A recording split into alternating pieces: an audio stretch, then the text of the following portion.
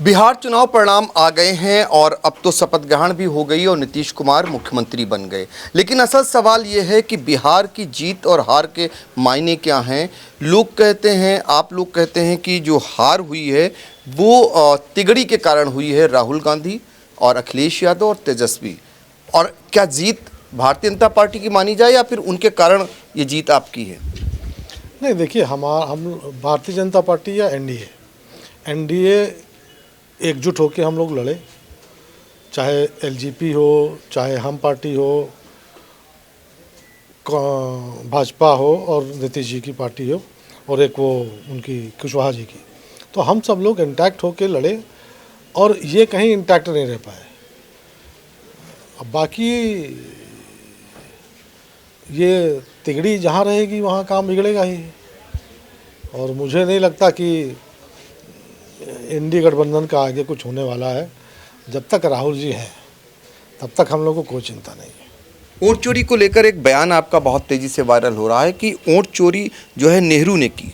निश्चित तौर पे, और कांग्रेस जब तक सत्ता में रही उसने वोट चोरी किया, और नेहरू इस देश के सबसे बड़े वोट चोर थे।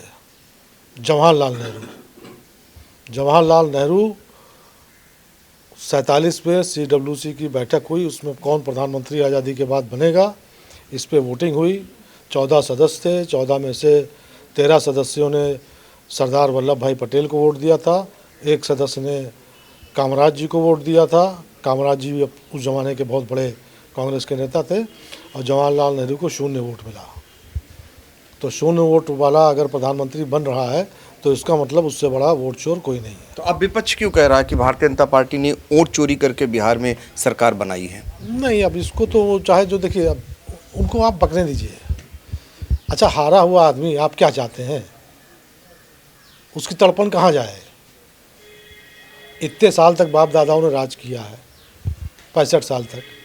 अब वो आदमी अब जीत नहीं पा रहा है तो उसका भी कुछ, आप लोग बिना मतलब उसके बेचारे के पीछे पड़े हुए हैं।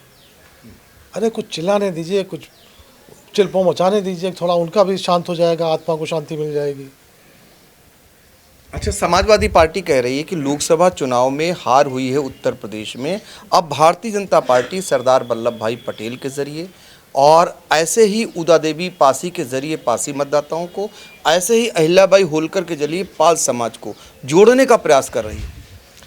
सरदार वल्लभ भाई पटेल, अहिल्याबाई और उदा देवी को किसी जात से जोड़ के देखना ये अपराध है। ये हमारे महापुरुष हैं, और इन महापुरुषों को, भारत के महापुरुषों को, देखिए, यही सबसे बड़ी कमी है इन सब पार्टियों में, चाहे सपा हो चाहे कांग्रेस हो। ये महापुरुषों को भी जात में बांट दे रहे हैं।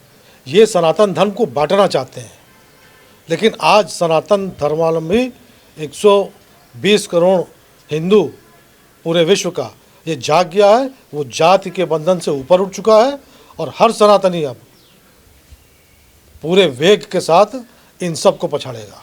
27 में सत्ता है पुनः, निश्चित तौर पे, और जितना ये लोग बांटेंगे हिंदू को, उतना हिंदू एक होगा।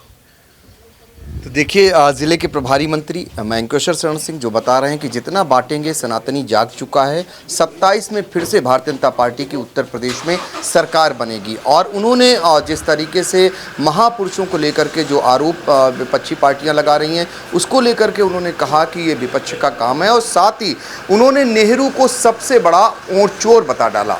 सीतापुर से पंकज सिंह गौर। साई संजीवनी हॉस्पिटल, स्टेशन रोड, सीतापुर का पहला मल्टी स्पेशलिटी हॉस्पिटल, जहां आपको जनरल फिजिशियन, हड्डी रोग, स्त्री रोग, जनरल सर्जरी, नाक कान गला और न्यूरो के डॉक्टर उपलब्ध हैं। साई संजीवनी में आयुष्मान कार्ड धारकों का मुफ्त इलाज और TPA कार्ड धारकों के लिए कैशलेस सुविधा उपलब्ध की गई है। हॉस्पिटल में ICU, वेंटिलेटर, बाईपैप व डायलिसिस की सुविधा भी उपलब्ध है।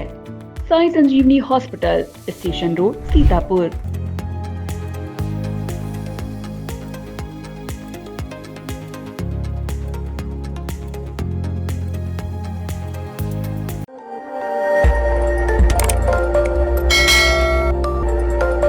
खबर आपकी, नजर हमारी।